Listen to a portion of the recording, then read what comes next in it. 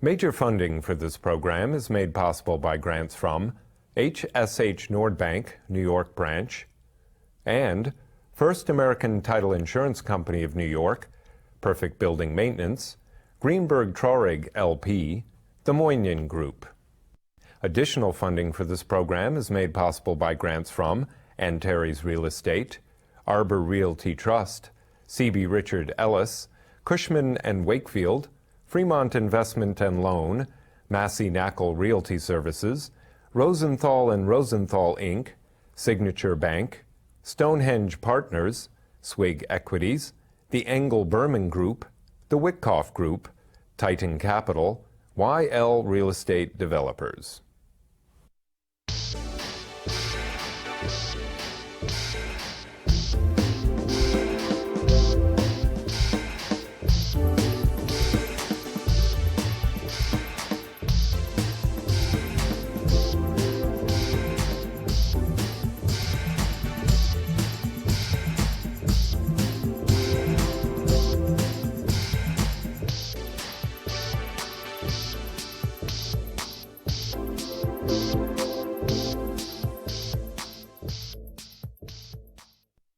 Welcome to Building New York. My name is Michael Stoller. The largest nonprofit, one of the largest nonprofit agencies in the country is Phipps Housing. It was founded in 1905 by Henry Phipps when he got about $50 million from Andrew Carnegie selling his steel business. 101 years later, Phipps Housing has done a great job in New York City. I'm very fortunate today to have the president and CEO of Phipps Housing, Adam Weinstein. Thank you for being here. Thank you, Michael. Adam, you were born 44 years ago in Brooklyn. What happens then? You were born in Brooklyn, you lived in Cropsey Avenue, and then what, you moved to Scarsdale or Westchester? Unlike many of the residents of Phipps houses, I grew up in a comfortable fashion, or many residents of the city, I grew up in a comfortable fashion. And somehow my roots always trace back to Brooklyn, to New York City, and my parents instilled in me desire to give back. Right, but you were telling me when we got together that your grandfather was a painter. And a schmearer. He was a schmearer. That's right. He was a painter, he was a schmearer, and what he did was, which is what a lot of real estate people in New York have done, is they started in the trades, and he bought some buildings. And what he always wanted to do, which is probably how you got into this nonprofit, which I'll talk about in a little while, is that he wanted to keep rents at a reasonable price that people can continue to live in that. That's right. He really was classic small landlord in New York City. An immigrant, came here speaking no English, like so many residents of New York City do. Today they come from Ghana or Mexico or South Asia, but he came from, I guess, Russia, Poland. Educated a little bit, high school education, but had to earn a living. So, like many New Yorkers, he found a job and another job and another job, and worked those jobs until he had enough money. As he told me the story, he was going about his business painting buildings when a friend who liked him, a woman from Jamaica, Queens, of all places, and said, you know, Archie, his name was Archie, although he's known by a Yiddish name, why don't you buy this building down the block? You should be doing more than just painting the buildings. You should buy it. And he did, and he successively bought a couple of small buildings, but he was very clear. He realized that when you're in the residential real estate world, you're providing people's homes. You're not just a provider of a service, you're providing a home.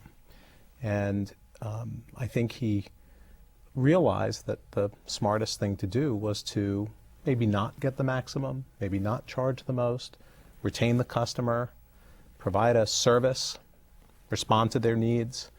I wouldn't say that he was the great real estate mogul of New York City by any stretch. But he gained. But it's interesting. You said to me that you went to White Plains. You originally you graduated from Edgemont High School. That's right.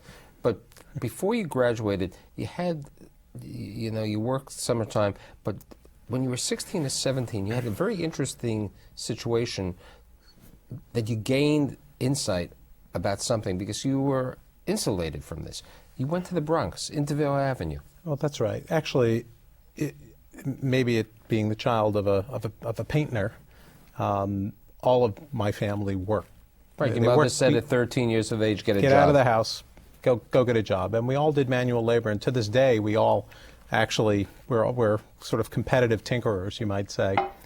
And one job was as a painter, again, going back to the family trade, for a union painter that was actually had a contract with New York City to do painting in a bunch of public buildings, and one was a methadone clinic actually on Intervale Avenue in the South Bronx, and it was a real eye-opener. And though my mother, who grew up on Girard Avenue in the Bronx, in a what I guess in the 70s became a tougher neighborhood, this was a real eye-opener for me to realize that there is so much opportunity and so little capital, such little expertise providing resources to poor neighborhoods.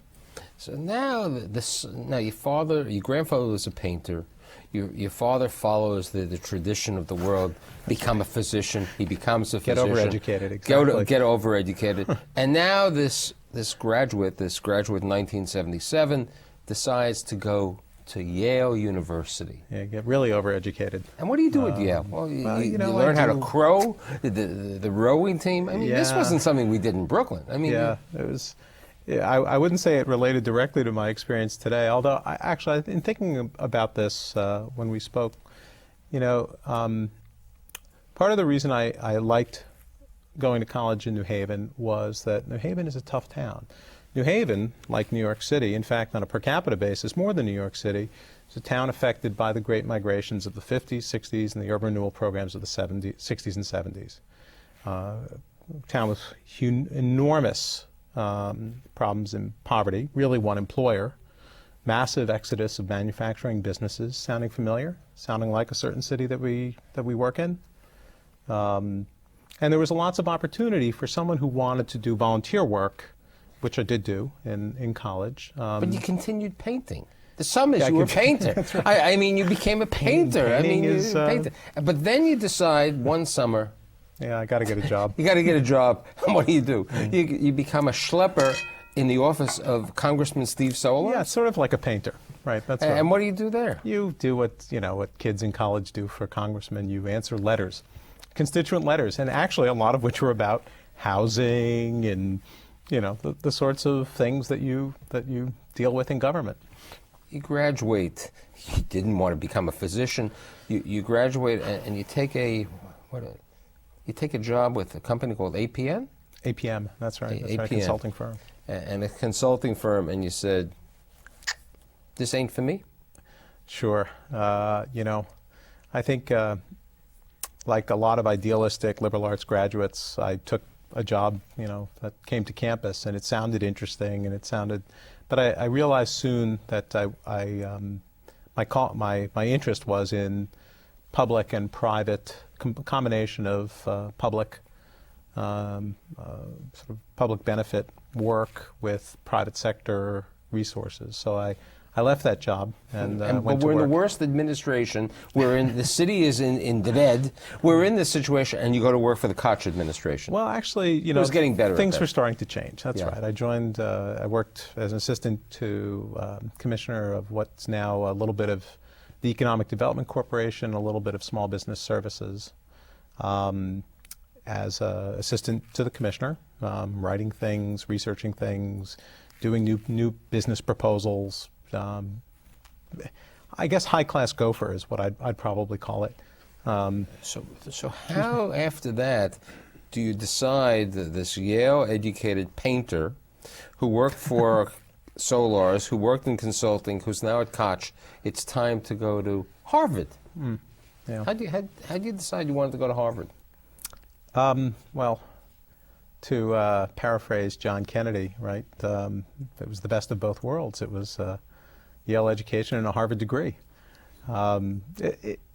It was clear from my work in government that my interest was going to take me toward something that combined private sector efficiency with public purpose. Harvard didn't really have such, and I clearly had worked in the public sector for a period of time, and it was time to get some very rudimentary as rudimentary as training can be in school under your belt, and it's the best business school. So now you're at Harvard Business, and it's summertime. Now you don't go back as a painter. I mean, I mean, you couldn't go back as a painter. So you get a job at Goldman Sachs. I was overqualified at that point as a painter, probably. But probably would have made more money. Nah, and that's Goldman Sachs. They were paying. It's quite well. That's right. That's right. My real interest was actually in working in the Koch administration in those years. This was the beginning of the Koch 10-year housing plan, and really the beginning of, I think, what's continued to be a turnaround in the city's economic well-being, and starting with housing, really the easy, measurable success stories in housing. So I set my sights on housing, and the municipal finance bankers at Goldman Sachs, in particular the housing bankers, came to campus and recruited a couple of us to come work for them for the summer. And it was a marvelous summer, and a phenomenal experience and a place to work. And you're wondering when the shoe's going to drop. But the reality is that municipal finance banker is an issuer of debt securities, an underwriter of debt securities, not an issuer, which is a very different line of work. It's removed from the thing that motivates me in my professional life, which is to serve. So you graduate Harvard, and you say to yourself, I don't like underwriting munis. I really don't know what to do. And there was this woman who subsequently became your wife, another at Harvard. She says, let's write some letters. And you write 30 letters to real estate people? What was this? I don't remember. Letters to Trump, to Minskoff, to all these players. You're writing letters. That's right. I became a letter writer. And what I should have painted. What were you trying to do with the letters? My notion was that in the beginning of the Koch recovery and housing program, that I could present myself as an affordable housing person.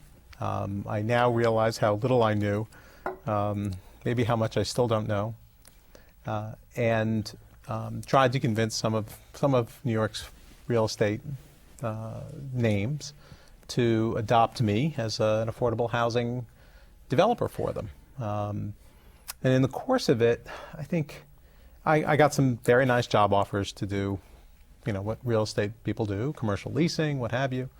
And in the course of it, a wise figure in government suggested that I talk to this strange organization, this Phipps Houses organization.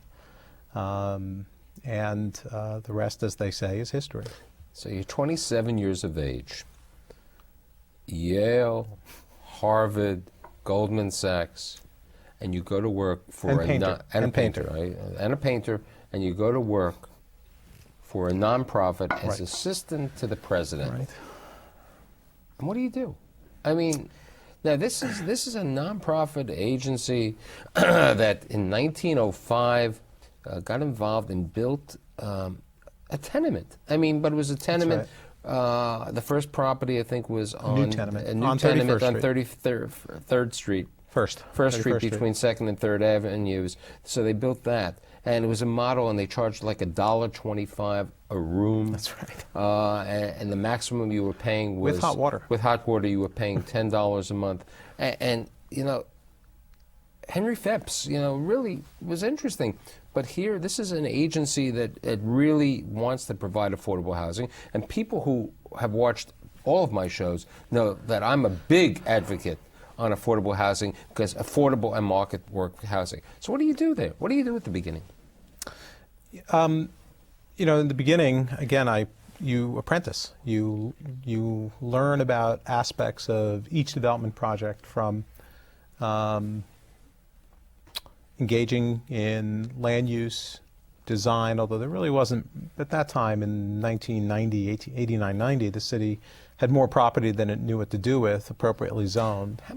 But when you joined Phipps, you went over there and you were in development, you were in property management, you learned all this. How many apartments did Phipps have? I mean, people don't really know what Phipps Yeah, was. let me give you the background on that. Phipps Houses, when I joined, owned about 3,700 apartments and managed about 9,000 in total, including its own developments. And most of those 3,700, there were sort of peaks and valleys of the development of Phipps Houses. It was really a charity for its first 50 years, and then professionalized in the mid-'60s and developed two urban renewal areas, one in the East Midtown area and one in the South Bronx, just south, and really Central Bronx, just south of the Bronx Zoo. And those were heady days in the 1960s and early 70s when government was looking to private builders, developers, capital sources to respond in the war on poverty to the crying needs of cities across the country. And some of New York's best, real estate participants were in that. Did Mitchell Lama and federally assisted projects. Now, in those Phipps also era. built a Mitchell and Phipps, Lama. And Phipps did the same thing. Phipps, And they built a very good Mitchell Lama. I mean, actually, three. But I'm talking the one I talk about Four. the Midtown Manhattan one, which is the one that I know that well. Well, there are a couple that we've done in Midtown Manhattan. Right, near NYU Medical Center, near all the other medical centers, and that was interesting. So, I mean, but to finish your question there, what was I doing? A lot of times remain sort of the same. I guess they've sort of circled back to an era when the city is putting capital out. That's the main thing. And as one of my board members, Scott Resnick of Jack Resnick and Sons, once asked me, he was driving around with me just before he joined the board, and he said, "So Adam, what is it about? Is it about capital or is it about sites?" And I said, "Scott, this is 7, 8 years ago." I said, "Look around. Do you think it's about sites?" It's about forming capital, because affordable housing is no different, really very little different than luxury housing. It costs pretty much the same, except that it may be on cheaper land, and its capitalized income stream can't support the same kind of debt. But you told me when we met that there was something, you were either 28 or 29, Phipps was building these 2- and 3-family homes. Oh, yeah. And the situation that one night there was this person from Jamaica who called you, not Jamaica, Queens, from the country of Jamaica, the old country of Jamaica, and this was something that really inspired you. Right. Tell me Sure. a So little bit early about on, that. you asked, I project managed, and one of the projects I managed was a home ownership project, which generally Phipps hasn't done. But what do you do when you project manage? You get involved in every detail. And so the day of work was done, and potential home purchasers who were interested in buying these 2-family homes came home from work, and I told them they could call me after 7 o'clock. So it was 10 o'clock at night, and I should probably not mention his name. His first name was Anthony. Called me after he'd finished his job. I don't remember what he was, what his line of work was, but he clearly worked 2 jobs and had saved all of his earnings to buy this house, but he had credit issues. And we spent a... Yeah, but how much was this house? Do you remember? I mean, this was a 2-family house. Wow. So he could live there and he can have an income. I mean, I want to say $200,000, let's say. So but he had credit problems. That's right. He had credit issues, and even with a 5% down payment, he didn't have $10,000 in the bank. So he had to resolve his issues. He by most measures of credit, today he was a worthy purchaser. Back then, it was a little bit more risky. So we in essence did a little archaeology on his credit past and put together the story to tell the lender. And I guess we probably spent, 45 minutes, an hour working through his issues, and all on the phone. And he said to me at the end of it, it was probably 11, I was tired, I wanted to go home, and he said, Adam, no one has ever done something like this for me. No one has ever spent the time to help me buy a house or bring me up by my, I'm paraphrasing, but bring me up by my bootstraps. And I have to say, I hung up the phone, tears welled up in my eyes, and I realized that whatever the frustrations of developing affordable housing in New York, this could keep me going for a long time. Yeah. And then you progressed from the assistant to the president to a vice president, and then how were you, 34 when you became the chief operating officer? Yeah, I guess so. If you say so. I'm trying to forget. At 34, you're the chief operating officer. But then, when are you made president and CEO? Right, I became president. I was very blessed to have two outstanding predecessors. Linda Simmons, who hired me, and a member of my board became president in 1993 when I became chief administrative and chief operating officer, and her name is Renee Menschel. And she is currently my board chair, the chair of the board of Phipps Houses. And in 2001, Renee stepped aside, and I became the president and CEO. So 39 years of age, right? Or 38, 39? 38. That's right. That's right. At 39, like Jack Benny. That's right. That's right. Perpetually. At Jack Benny's age, you now you're with the company 12 years. That's right. You become president and CEO, but we still have this affordable housing crisis and this market rate housing crisis in New York. So what has Phipps and what has Adam Weinstein done to help the biggest problem that I find in the city? You know, we have a big building. We have all the city. We don't have affordable housing in Lower Manhattan.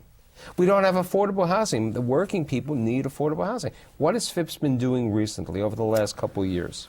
Ramping up, using our scale, using our capital to buy land, to assemble property, to use our knowledge of affordable housing programs. Let's give me an example. You know, well, what happens is, you know, when I write 11 projects, 1,200 units. But I want specifics because people, you know, it's wonderful, and I know Phipps is involved in Avalon Bay's program in the Lower East Side, and I wrote an article about a week ago, and someone wrote me this letter, this email saying, "Thank you for writing this article. I'm a single mother. I have 2 children. How do I get the lottery? How do I win this apartment? How do I do this?" You know, and this is what Phipps has done. This is what this guy who you know has only had one job besides being a schlepper and a painter. How do people? You know, this is what people really want to know.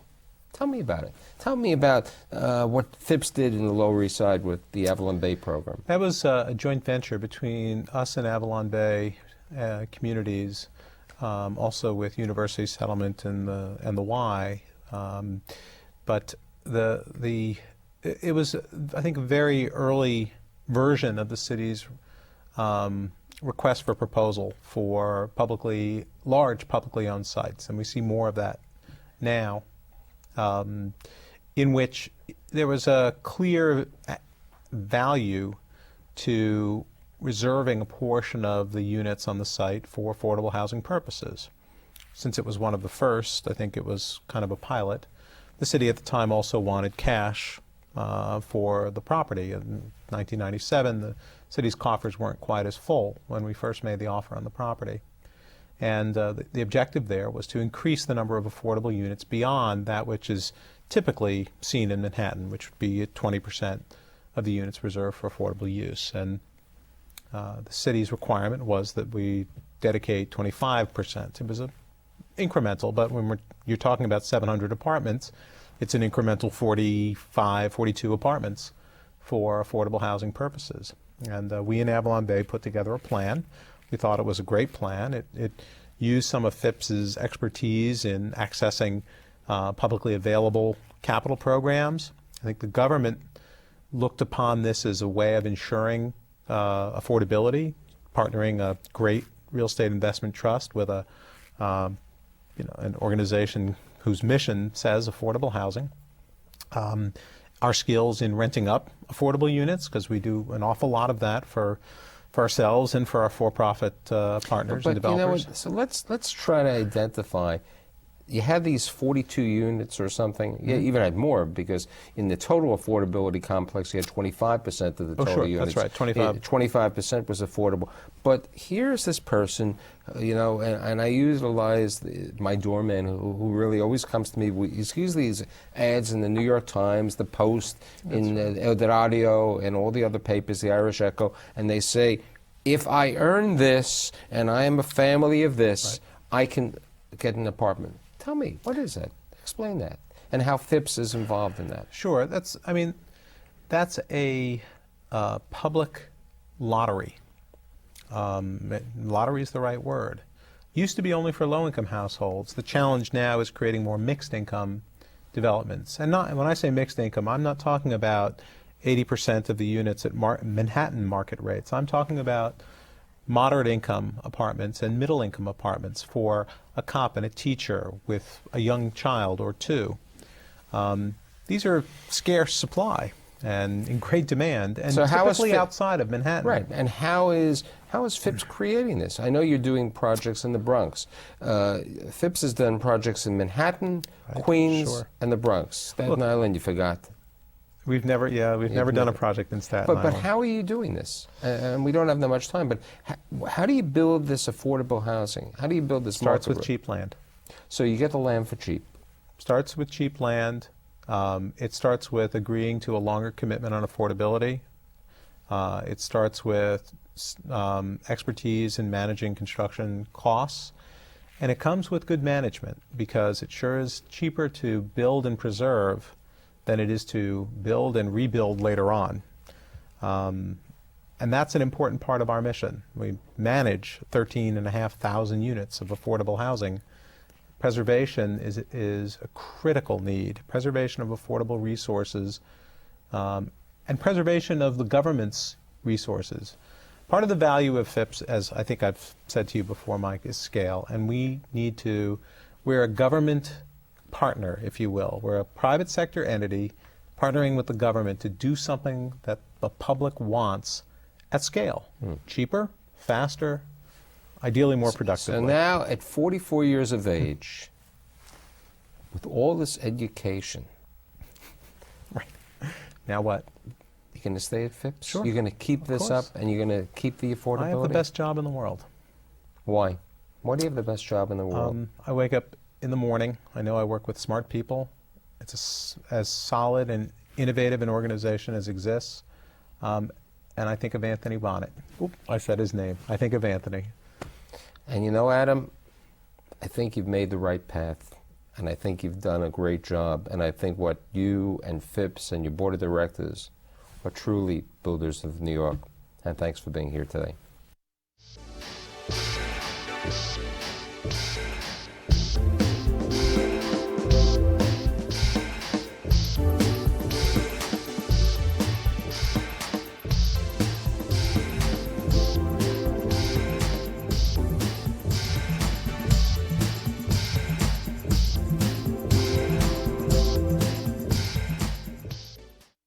Major funding for this program is made possible by grants from HSH Nordbank, New York branch, and First American Title Insurance Company of New York, Perfect Building Maintenance, Greenberg Traurig LP, the Moynihan Group.